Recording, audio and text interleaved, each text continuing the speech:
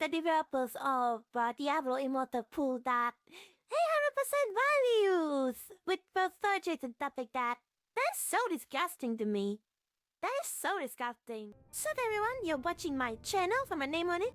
Before I went into this video, I just want to say I have been an average Elite Dangerous player for like many years now. Although I don't really have like Elite Dangerous content on my channel. From years of playing, I already know how much of a grind Elite Dangerous is, so I could wish in my opinion about this matter. But Elite Dangerous just went pay to win. I actually got this news from one of my Elite Dangerous fans before one of my favorite Elite Dangerous content creator, the Yamik, posted a video about this. Let's just react to that video. Oh yeah, this piece of news kinda shook me. The captains haven't learned the lesson, so... On MK2, we are pleased to announce that this will be available in-game for Odyssey players on 7th August for credits at shipyards across the galaxy. However, if you cannot wait until then, you can get 3-month early access to this ship on 7 May from the store for $16,250 AR. What? You know how fast I could just grind for Python Mark 2? 1 hour! I could get all the credits to buy a Python Mark 2 for totally an hour. And... to get 3-month early access? Bruh. I don't know what they really mean by that. But for 16,000 arcs? How much is all of that again? Oh, so for 16,000 arcs is around 10 pounds. So I guess 10 pounds. $3 for 1 hour grinding. I know what to think about that. 3-month early access ship, so I don't know if you just get this ship for forever. Do you just own the ship for forever, or do you just load it for like 3 months? What? I just feel so iffy when game just really stuff like this, man. It's always free to skip the grind. They always seem to muddy the water, like maybe it's pay to skip the grind, or maybe it's pay to progress. Bruh. I would say we shouldn't excuse, you know, those factors. Almost seem to be semi-pay-to-win factors. As ship variants from the store for ARX. We're also going to be introducing a new category in the Elite Dangerous game store, pre-built ships. Pre-built ship packages will offer commanders the opportunity to purchase ships that have been given a significant upgrade from their base models. We envision Significant upgrade from their base models? Bruh. What do they mean by that? Is it gonna be, for example, a Python with full Rate A modules? Or a Python with full Rate A module plus engineers upgrade? If it's pay to win the Clippable, one of the most grinding parts of the game, aka the engineers, it would be significant, isn't it? these pre-built ships to be a quicker way for newer players to get involved in the areas they have the most interest in, or for our existing players who are considering a new career path in-game but do not have time to devote to a new build from scratch. Hold on! But that's pay to win! Yeah, I'm dumbfounded of this new, as much as Mr. Yamik is over here. So recently Frontier, the developers for Elite Dangerous, has announced that the game itself is gonna change in monetization practices, introducing I'm gonna turn on the subtitles. pay to win, a cardinal sin in video games that is often seen. So can you honestly, genuinely and truthfully answer the question, what is pay to win? How does it work? How do you define it? Because here's the thing, saying that Oh, what tempo? By the way, it's just a progress that you just pay. And then you win or something like that's basically the definition of pay to win. Either you win at the against other people just straight up by buying powers. For example, you have games like Diablo Immortals, and you could buy the power to skip certain parts of the game that is grindy. That's also pay to win, and winning at something you win to not spend your valuable times and various aspects of your life. That's also pay to win too. That's what I would say. Well, there's no win condition in a game, so there's no pay to win. Or I can grind the game and get the same stuff, so that's not pay to win, right? No, that's not good enough. Sadly, that's not how real. I think the definition for I think the definition of pay to win for a lot of different pupils kind of different. So it's just basically mostly come from perspective. But yeah, let's just hear him out. Reality works, not how logic works. That's how your feelings are talking.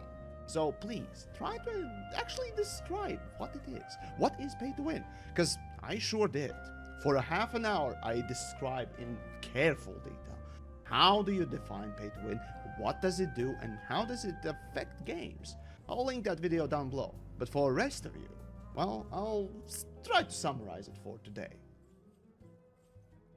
So it's possible that my take That is one of my other elite elite content creator of CNN. Mấy cái gì là 10 grand thì có this and on this might not quite be as harsh as Yamik's, but let's face it, pay to win is now a reality in Elite Dangerous, or it's about to be, and frankly, I'm not at all surprised. In my recent video, I discussed why Frontier might have opted for this route.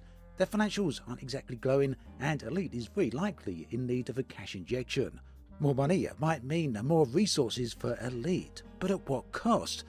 Make no mistake, this It costs their dignity. Have you guys checked the controversy about EVE Online and stuff like that? But it's a similar standard as in a gamer in Rage. Probably you guys all heard about what happened to EVE Online. So yeah, Elite just basically pulled an EVE Online. is Pretty indeed much. pay to win, or pay to skip as some people prefer to soften it. This model allows players to bypass the usual grind of gameplay, and to skip straight to the in-game advantages, be they significant or minor. Pay to win then is a spectrum. On one end, you might shell out for a pre-built A-rated ship, gaining a slight edge as these require credits which are simple to amass, so not a massive time saver. Yeah, it would be a massive time saver for a lot of beginners. But I would say, even for beginners, I wouldn't want to skip exploring all the content that is like specifically need for newer players. If you just skip to the end game, you will never get the feeling of piloting a Cobra Mark III with a stock mining laser, trying to fidget how to mine and stuff like that, and getting your first combat engagement in your Cobra with a mining laser. It all comes down to perspective, I would say. On the other end, consider buying a fully engineered ship or exclusive modules that would take considerable effort to unlock. This is where pay to win comes to be more pronounced and troubling. And we're not Yeah, that I would say, right? To a lot of pupils, the definition of pay to win is kind of muddled. They're not pay to win, then the bar is kind of raised a little bit higher. Not sure yet because Frontier haven't given the details on where they're going to fall on this particular spectrum. But ultimately, Frontier finds themselves in a bit of a predicament. Sell a basic Cobra for £10, and new players might feel cheated when they realise they could achieve the same in minimal playtime. But what about a top-tier, fully engineered Anaconda? That's a significant time saver, sure.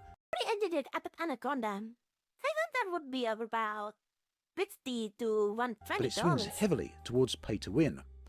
The real concern here isn't just the imbalance introduced by these transactions, but the broader implications. With real money now a factor in obtaining chips, isn't Frontier incentivized to push players towards spending? And if they don't Let's critic the lazy manufacturers, man. They're trying to pull this down now. existence. The reality is, linking cash ops to gameplay mechanics invariably alters the gameplay. And if you don't believe me, well, consider the consequences, the immediate ones that are going to happen straight away. If you lose a purchased ship that you just bought from the ARC store, do you need in-game credits to rebuy it? If the answer to that is yes, then there's a very real risk that players won't have enough credits to rebuy the ship they just purchased with real money, and that's going to be a problem. On the other hand, if Frontier are going to redefine how in-game ship insurance works, then they're changing the balance of the gameplay. Further, can you sell these ships that you just purchased for real money for credits? If so, it's a direct conversion of real money to in-game currency. Ultimately, pay to win varies widely and tolerance for it is certainly subjective, but universally, introducing it does change the game, and it's really for the better. Imagine that a lot of mobile games already did this right. Now, I don't really play a lot of mobile games. I'm just making like a comparison. Just straight up buying permanent currency and then just convert it into in-game currency. Elite just started to do this. I guess it could be like a mobile game now. Might as well call Elite a mobile game. Firstly, introducing it does change the game, and it's really for the better. So, pay to win. When it comes to the phrase itself, well, a lot of us have this idea that, well, it's just getting an advantage for paying money. You know, buying a level up, or a best sword in the game, or character, or a spaceship, perhaps. Bruh. Well, Yeah, thing but is, skip the grind. For the example that Mr. Yamik just did here, right? Like, buy for level up. So just imagine you're level 1, and then you just, you know, in an RPG, I'm just saying an example, and then you just buy something in the store so that you could skip from level 1 all to level 30, for example. So you just basically skip the grind from level 1 to level 30, and, you know, all the story, you would meet all the story quests, all the different elements of the game that it's like basically love for newer players. Would that be fun for you? To just skip all the grind to endgame? You guys let me know because I don't really understand this perspective. that's not the whole story, and it has to be a bit more conclusive. So, after my contemplation, I ended up with a definition as follows. Pay to win is getting any mechanical advantage for real-world currency. So, when it comes to pay to win itself, well, it can be, you know, Hold on, I need to check this again. Pay to win gave me mechanical advantage for real world currency. See, my mechanical game advantage. Yeah, that's a really good definition. I think I would agree on that. What is like the advantage of here? for real-world currency. So when it comes to pay to win itself, well, it can be, you know, the getting the best sword in the game or unlocking everything in the game immediately, or it can be something as innocuous as simply skipping a waiting timer, like in many mobile games. Bruh. Or perhaps even skipping the grind. Time savers, if you will. And yes, that includes XP boosters. If you can buy XP boosters for real-world money, that is, sadly, pay to win. Considering, of course, that, you know, those XPs unlock actual functional parts of the game. So, whenever we're talking about pay to win stuff, there's always The part that I would like to argue about, them just keep putting on this stun, like keep adding stuff to make the progression faster, like HP booster. They purposefully make the game more grindy. Huh? The game would be so horrible to run to the point that people need to buy the XP booster to even imagine getting to, you know, end game part of the game and probably get into the part of the game that is actually fun. And a lot of games do take a toll on their product quality just because of this one factor, so. 3 modes of retarded thinking that are coming out of the woodworks, calling themselves retorts. So let's deal with those. So, first of all, well, how are you paying to win if, well, there's no winning in the game? How's a game with no That's what I'd argue, like the definition of winning. So a lot of people are subjective. Like, sure, I guess in multiplayer games, you pay for an advantage to win against other players in PvP battles, you know, could be considered winning. But for Elite Dangerous, it's like a game with many different elements, right? For example, you have exploring, so what is like a winning condition about exploring? when you can't win anything, right? That's completely ignoring the fact that you are spending money to get more Fair, people will just pay. because people can. So to just support this is, I don't think it should be a good idea. Powerful to get something sooner or immediately. Is that not unfair? Is that not dishonest? Well, if that's your sense of honesty and fairness, well, it's quite a bit different from everyone else's. The next mode of thinking is a bit more reasoned, but still wrong. And that is, well, hey, I can buy this tank immediately, or I can play the game and unlock it at the same time. Regardless, well, as long as I can unlock it through playing the game, that's not pay to win. But is it though?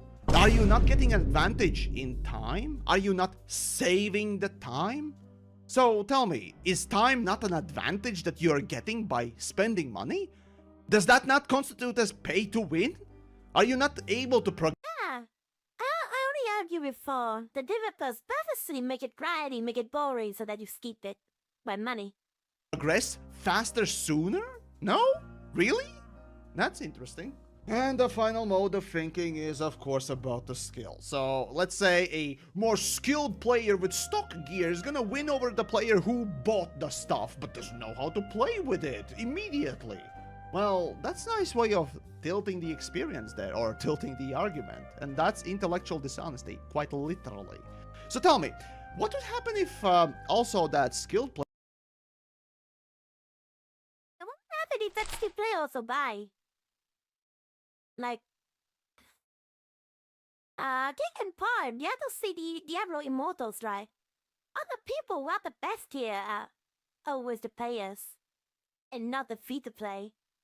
And to the point, I remember there was like an instance that a Diablo Immortal player bought too much power.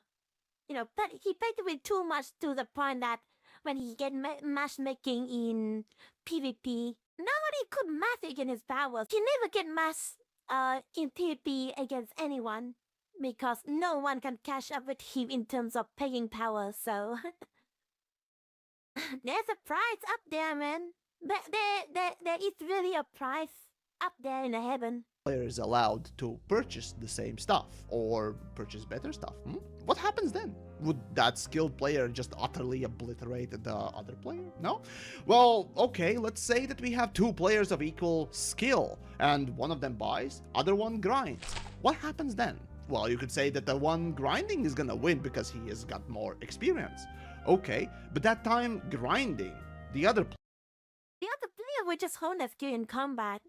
Meanwhile, the player who grinded, they waste their time on meaningless activities like trading and stuff like that, and then they don't spend their time with tinkering their build or practicing actually engaging in combat. Meanwhile, the other player already paid for all their stuff and they just went straight to practicing in combat. So essentially you still pay to skip all the time that you was spend for grinding, in fact.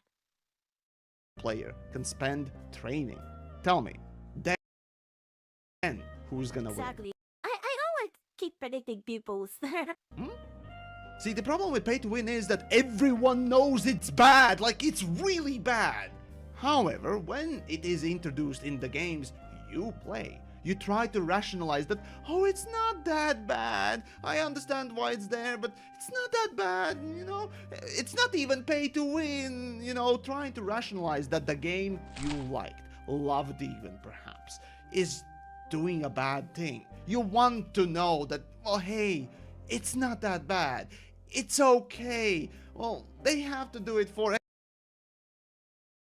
Yeah, like they always, some of the gamers are like really coping hard with this, just because they want, the game not to lose any players, so that they could, still having fun and having their, retaining their gaming community. But what the developer actually essentially did here is really bad. I mean, just don't defend the developers when they are clearly having bad faith here. X1Z, it's rationalizing.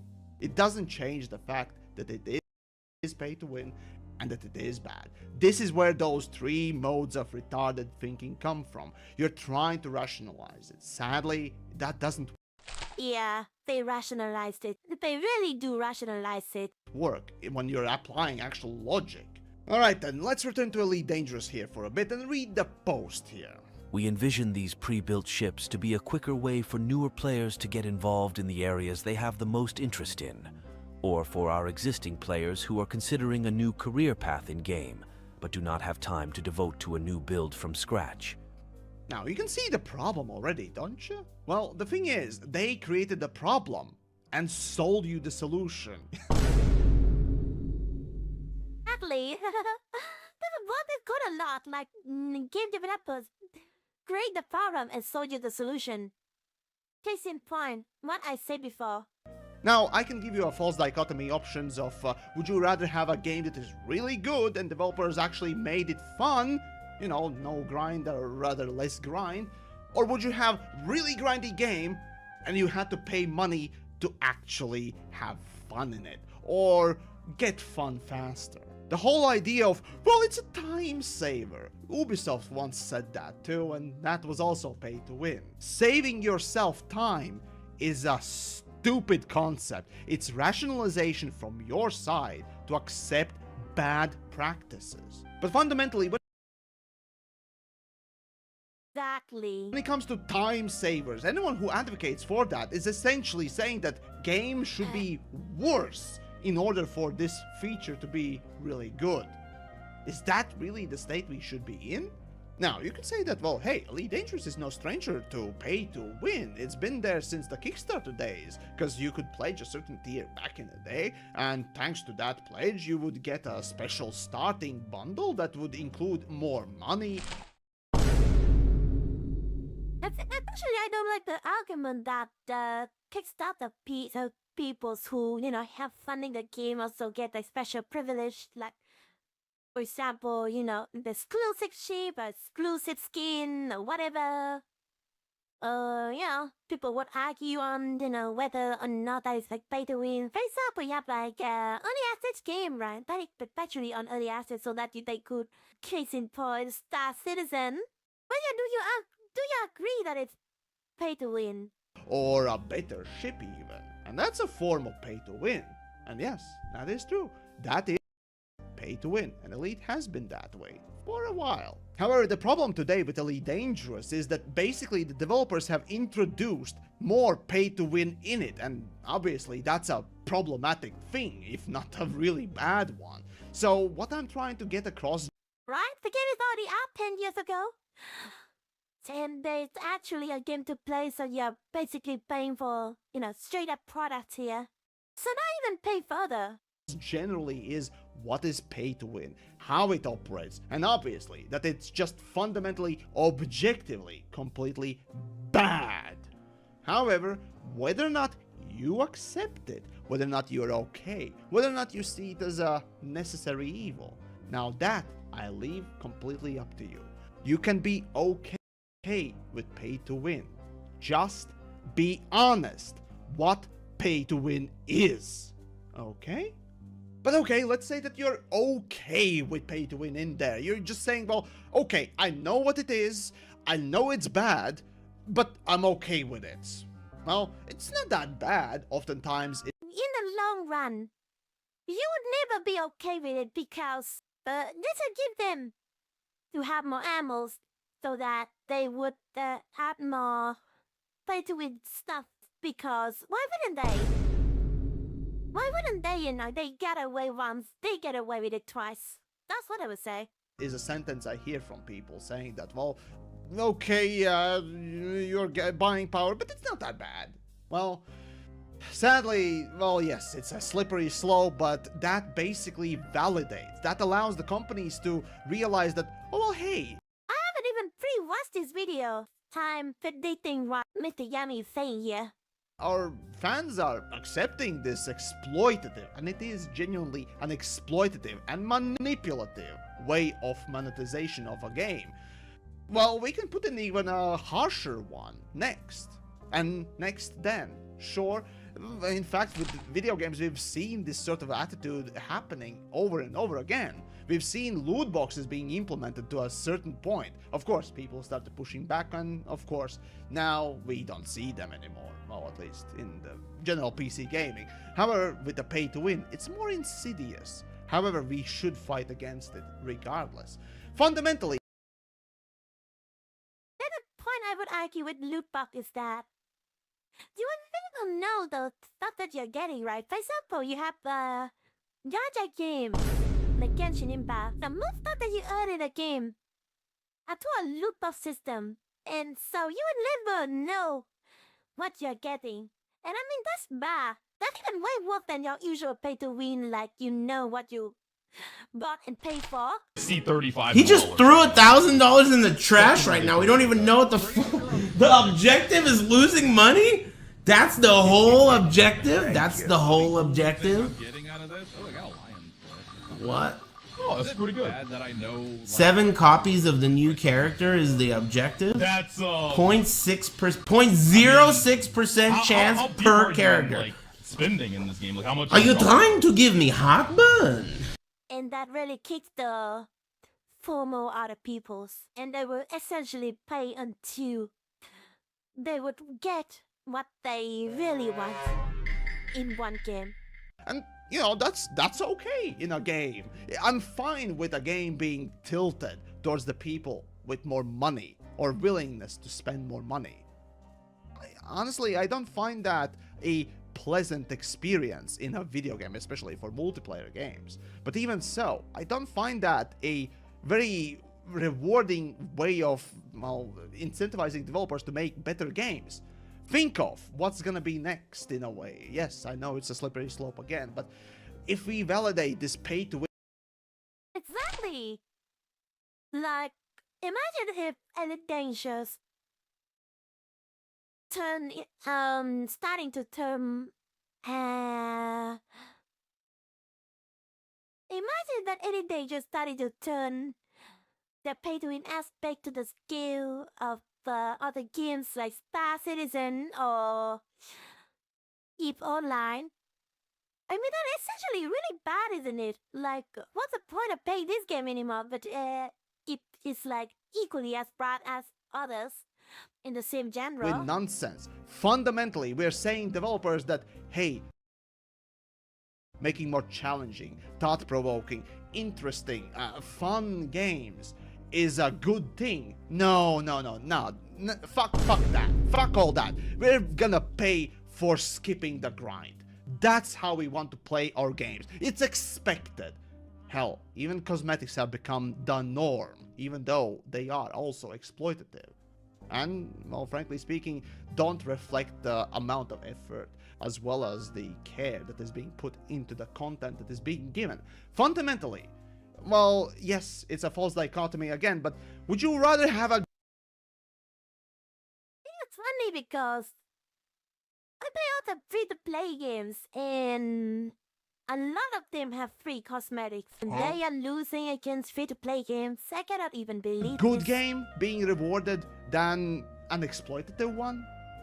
Well, I'd much rather have something like Baldur's Gate 3 rather than, well, live service nightmares that, well, Elite Dangerous is very much turning into further and further with the new management. More so. See, the problem today with Elite Dangerous is that not only Frontier Developments introduced the pay to win, which is already a manipulative tactic, but also FOMO. You know, the 3-month early access for a spaceshipy for actual paying money. That, the FOMO, It's like when the developers of Diablo Immortal pulled that 100% values with both subjects and stuff like that. That's so disgusting to me. That is so disgusting. fear of missing out is a disgusting marketing trick that is being used. And fundamentally, what the Frontier Developments is doing is basically trying to eke out, manipulate out of your pocket as much money as possible without actually providing any kind of a benefit to you. And, well, clearly, it smells of desperation. What else they're gonna do at this point with the company? And that kinda leads us in with the That's why I led this committee. months, years ago, I would be, defending Frontier because I think in part Elite Dangerous gameplay is actually pretty good, but the quality tends to be really culty at times. What? And Frontier development just keep pulling stuff like this. And a lot of people already left a long time ago, so why are you guys still playing the game? See, back in the day, actually not that, regardless, 2019, when Frontier Developments introduced the ARX points, the monopoly money to obscure the value of actual currencies and all that stuff, which is another manipulative tactic which is disgusting to see. Regardless, they mentioned this quote. As always with our optional additional purchases, ARX can only be used to buy cosmetic game extras and will not be used to introduce and acquire pay. How freaking ironic. The times certainly have changed, haven't they? Well, you see, Frontier Developments in the last 5 years, actually, if you look at their stock market, has plummeted. Their last 5 games, or in the last 5 years, in fact, have all also bombed, and tremendously so.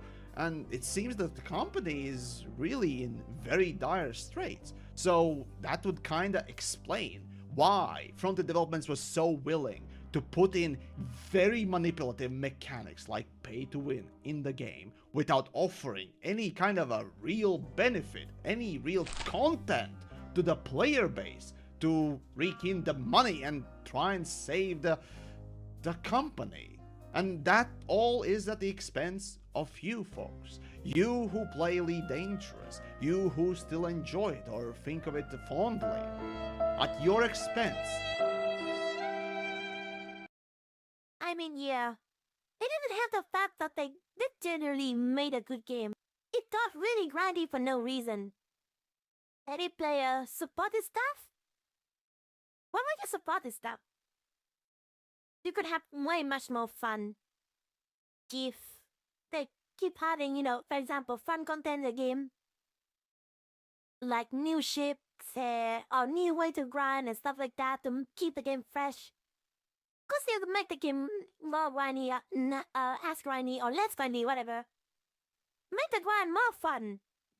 Why shouldn't they just make the game more fun? The activities are still the same. They haven't changed anything about the aspect of the activities.